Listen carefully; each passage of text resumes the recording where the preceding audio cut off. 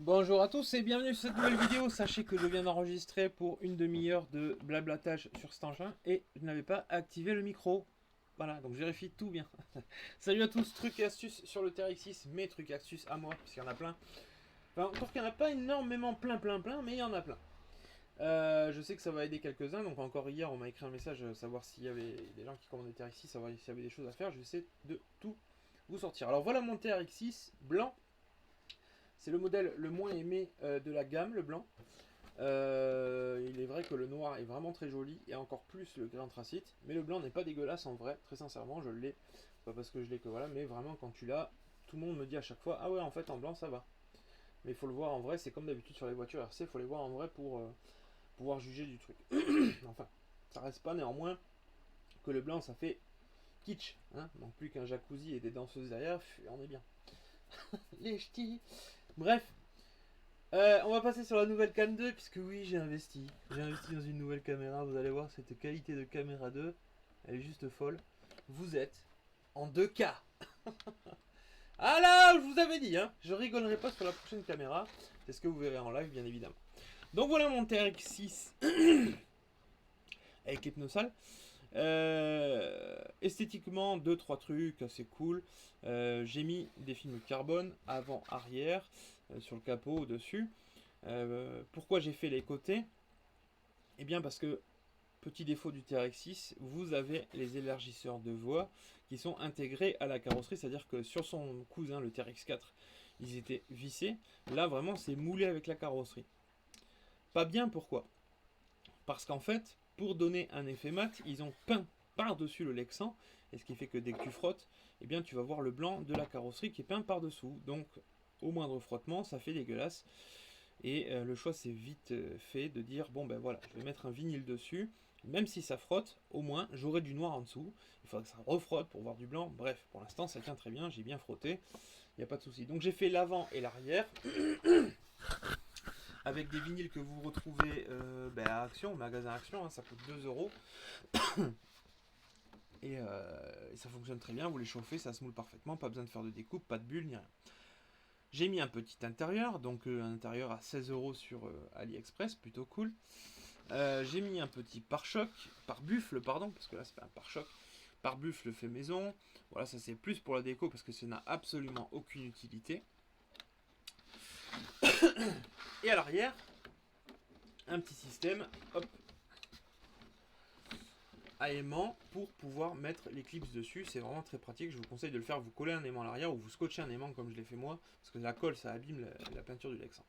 Et puis vous pouvez vous retrouver avec les clips accrochés comme ça quand vous êtes sur terrain et que vous avez besoin d'enlever les clips, eh bien vous ne les perdez pas. Ça c'est plutôt cool. Côté positif de la carrosserie, eh bien les vitres transparentes d'origine, un peu mat, en plus avec un film, pardon mat, un film foncé dessus. Excusez-moi, je suis un petit peu enroué. Avec un film foncé dessus. Bon là, la caméra on voit jamais, même si c'est une caméra 2K. Regardez-moi ça un peu, vous allez pouvoir voir les pièces de près. Vous allez vous régaler en live. Je sais pas si je vais prendre des vacances moi. Kit LED intégré, alors ouais j'ai mis des petites bandes chromées, c'est pas d'origine, hein, c'est du scotch aluminium que vous achetez un peu partout. Et je l'ai collé sur le côté, ça fait un effet vraiment fini, donc ça c'est plutôt cool. Petits essuie-glaces, tout, bref. On va pas rentrer trop dans le détail non plus. J'enlève la carrosserie. Non, j'enlève pas la carrosserie. Non, non Romain, non. Alors, ici, il y a un petit défaut. Petit défaut assez chiant. Vous voyez ici, on a un angle vif. Et bien cet angle vif là est reproduit ici. C'est-à-dire que quand vous achetez le TRX6, vous avez un autre angle vif ici. Le truc, c'est qu'en scale, crawler, franchissement, je vais sortir 4 mots. Dans 6 mois, on dit 4 mots. Parce que vous frottez souvent les marchepieds de manière à faire tourner l'engin. Qu'est-ce qui se passe avec un angle vif comme ça? Eh bien, vous accrochez, on s'en rend pas forcément compte en plus, parce que même si je fais attention à ma carrosserie, on s'en rend pas forcément compte, et vous venez arracher de là jusque là la carrosserie. Ça m'est arrivé, c'est encore cassé ici, on peut le voir, hein, c'est un petit peu cassé là, je l'ai renforcé derrière, mais bon voilà. Donc j'ai dit, ok, j'ai cassé, donc j'ai coupé ici, jusque là. Alors ça fait un petit trou ici, il faut vraiment faire attention, c'est pas c'est pas grave, hein, vraiment pas. Mais du coup, quand je vais venir frotter l'obstacle, eh bien, je vais juste venir écraser ma carrosserie comme ça. Voilà, je vais plus venir accrocher ce truc-là et tirer la carrosserie vers l'arrière, ce qui m'a tout arraché comme ça. Bref, voilà, je l'ai fait des deux côtés. Faites ce que vous voulez. Faites ce que vous voulez. Je sais que vous... Alors, en plus, la caméra, elle a un petit effet arrondi, donc du coup, vous vous dites... Mais, très sincèrement, ça fait pas dégueulasse. Si personne le sait, franchement, personne s'en rend compte. Je l'aurais pas dit, vous m'aurez dit, il est beau ce TRX6. Ça vous évite de casser la carrosserie à ce niveau.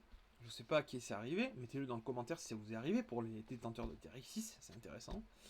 En tout cas, moi j'ai fait ça parce que c'était pas possible sur le terrain que j'avais. Rétro, toujours aussi efficace chez Traxxas, très bien, en plus c'est un peu rigide, mais bon, ça tient très bien. Bref, la carrosserie, sinon dans l'ensemble, ça va. Il va vouloir l'enlever, il est pressé Romain. Un autre système important. À l'arrière, baisser la caméra. À l'arrière, j'ai fait ceci. Qu'est-ce que c'est? C'est une plaque en métal qui est pris du dessous. Alors cette fois-ci, on va la retourner. Hop. Attention, ne gerbez pas.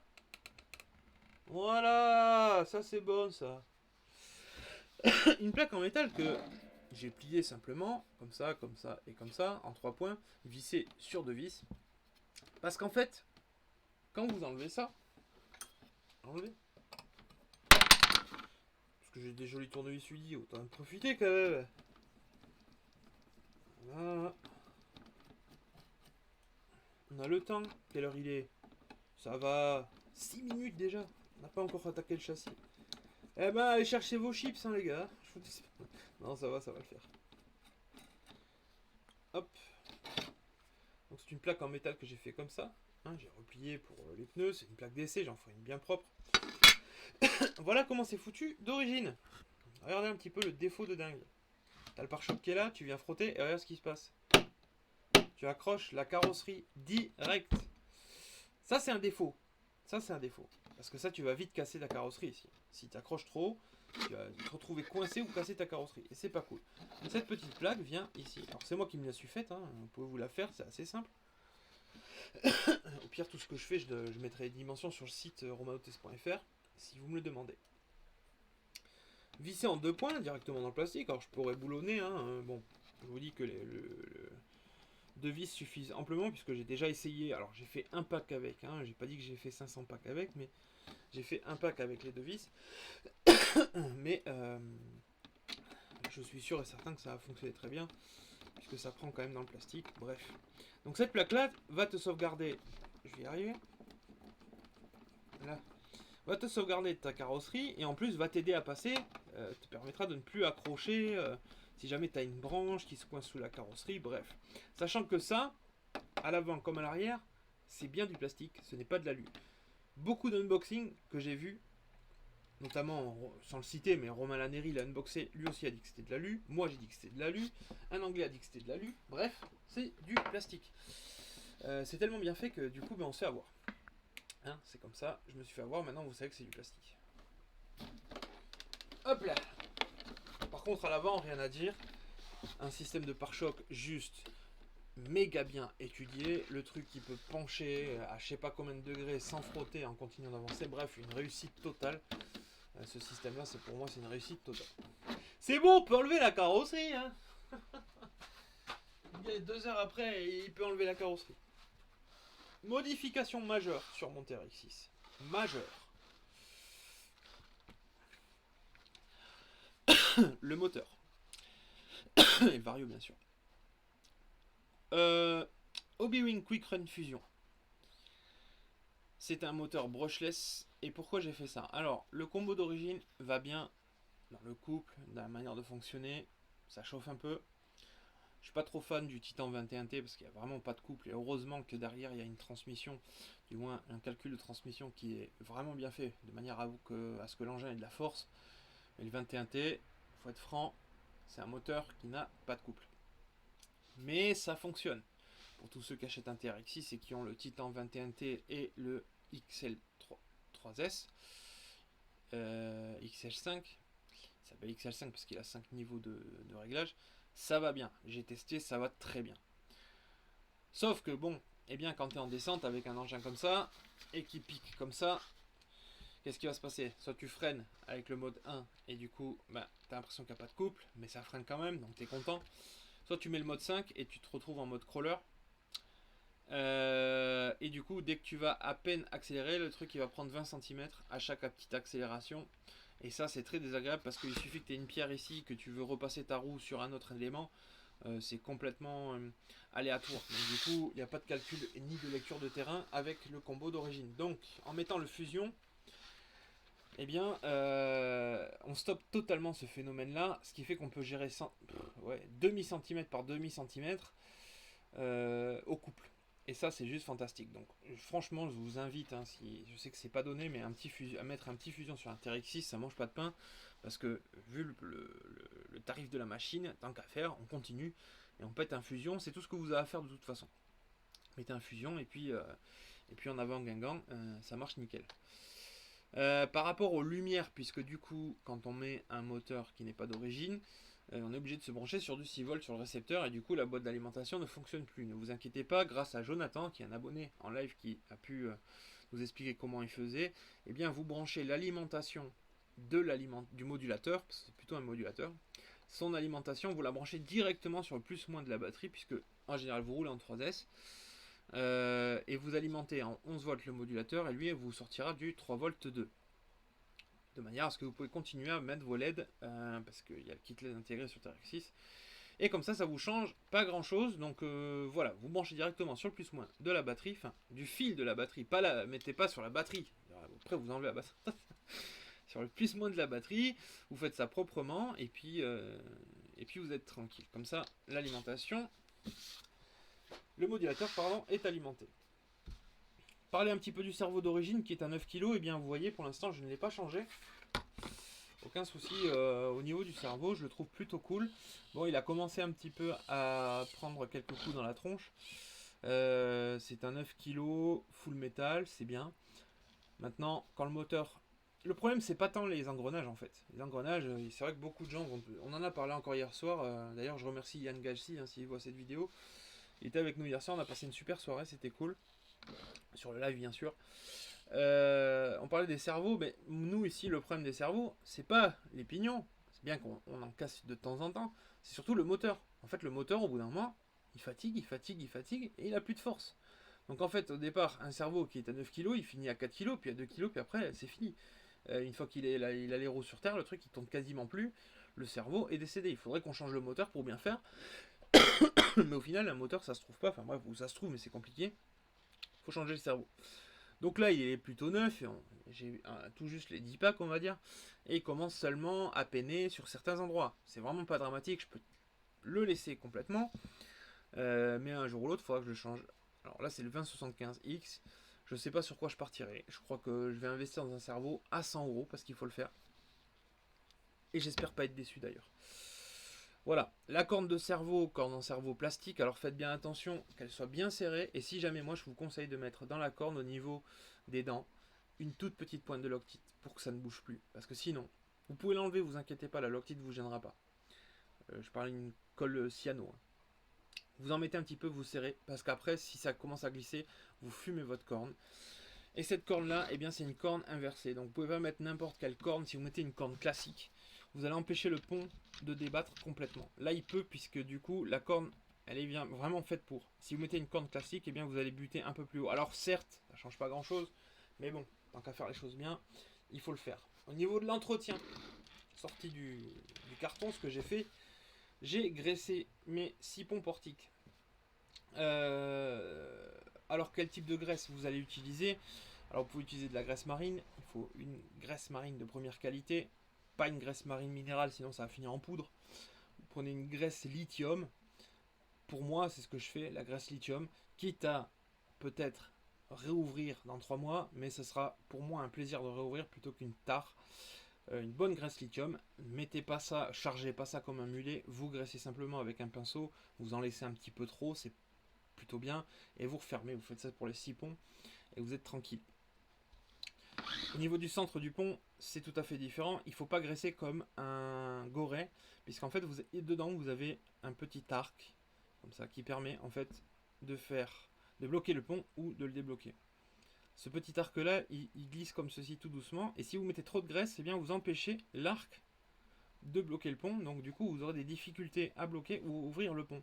Donc je vous conseille vraiment de prendre un petit pinceau, de graisser finement cet arc là et les roulements qui sont là, quitte à lubrifier à l'huile, enfin du moins au lubrifiant, je l'ai là, moi je lubrifie avec ça, MO94, hein, pour moi c'est le meilleur lubrifiant qu'il y a sur le marché pour les machines.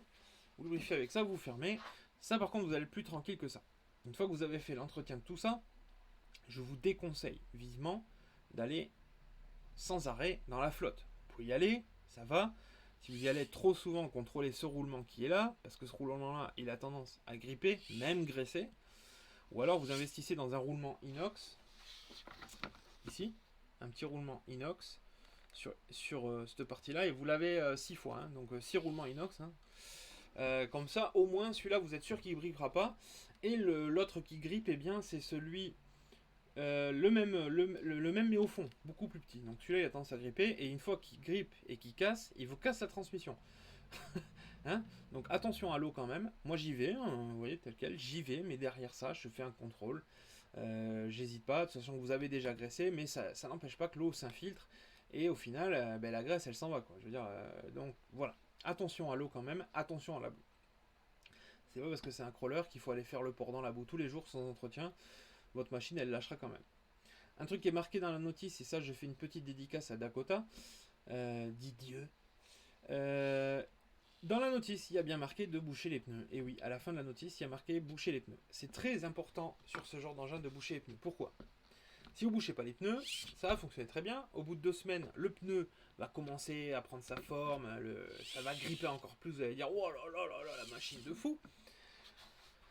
En fait, le grip, il vient parce que la mousse commence à se désagréger. Le pneu aussi commence à prendre un petit peu de... Il est moins ferme, donc il est mieux. Mais la mousse, en fait, elle commence à se désagréger. Et au final, ça finit en charpie. Vous avez l'exemple sur vos éponges pour faire la vaisselle. Eh bien, à force d'être mouillée, l'éponge, elle finit en charpie. C'est exactement pareil pour des mousses, sauf en plus rapide. Donc, bouchez ces pneus.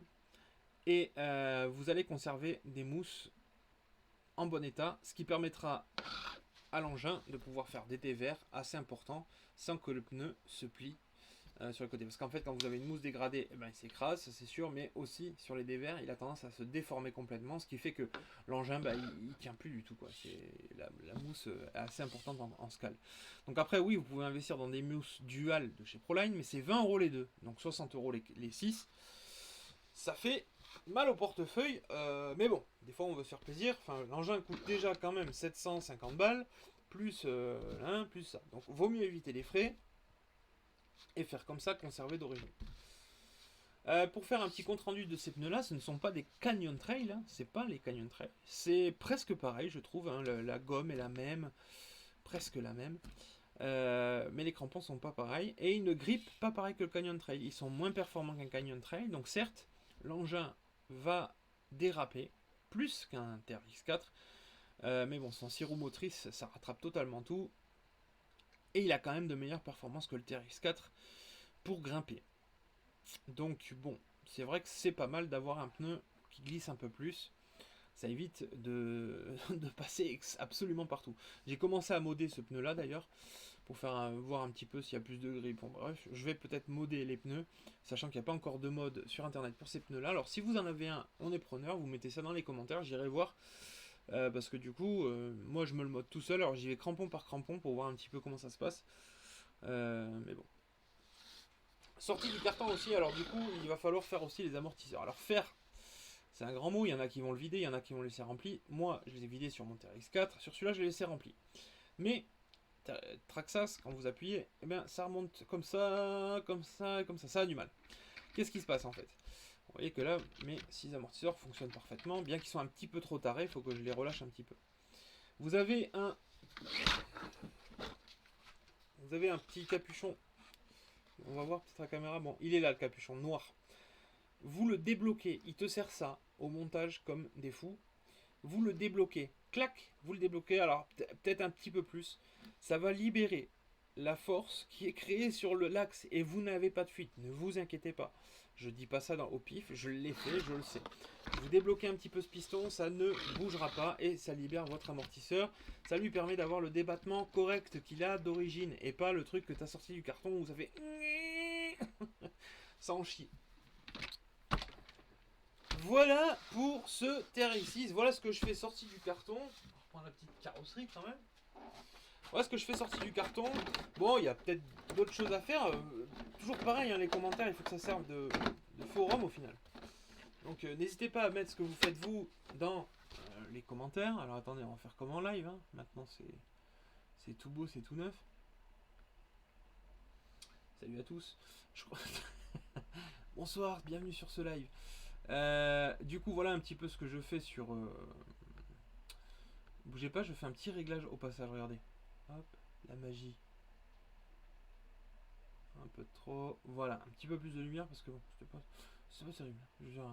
Moi je fais tout ici, régie, youtubeur, testeur, tout pour que vous soyez bien dans votre canapé, bouffer des popcorn. Voilà ce que j'ai fait un petit peu sur mon TRX6. Alors du coup, le truc que je déconseille, et je vous déconseille, surtout avec des machines à ce prix-là, n'allez pas me percer la carrosserie dans tous les sens parce qu'après elle est dead. Et ça vaut 200 € une carrosserie complète. Combien 200. 200. Combien on fait, chef 1000 €. Calmez-vous. 200. Voilà, 200 un bout de plastique, attention. Alors le transparent est beaucoup moins cher, mais toute complète c'est 200 balles. Donc n'allez pas la percer dans tous les sens. Moi, par exemple, j'ai mis le pare-choc là, j'ai utilisé les trous qu'il y a d'origine. Voilà, j'ai pas été percé la carrosserie. D'ailleurs, je l'ai pas encore percé nulle part. Je réfléchis, mais non, à part couper le truc, voilà. J'espère que cette vidéo truc et astuce du TRX6 vous a plu. N'hésitez pas à vous abonner si vous n'êtes pas abonné, c'est important pour nous. N'hésitez pas à liker la vidéo, c'est aussi important pour nous. Et le petit commentaire, ça fait toujours plaisir. Je vous fais plein de bisous. Merci d'avoir été là, me regarder, que ce soit le matin, le soir, parce que là on n'est pas en live en main. Tu te remets dans le truc. Alors du coup, je vous dis à très bientôt et puis passez de bonnes fêtes. Salut!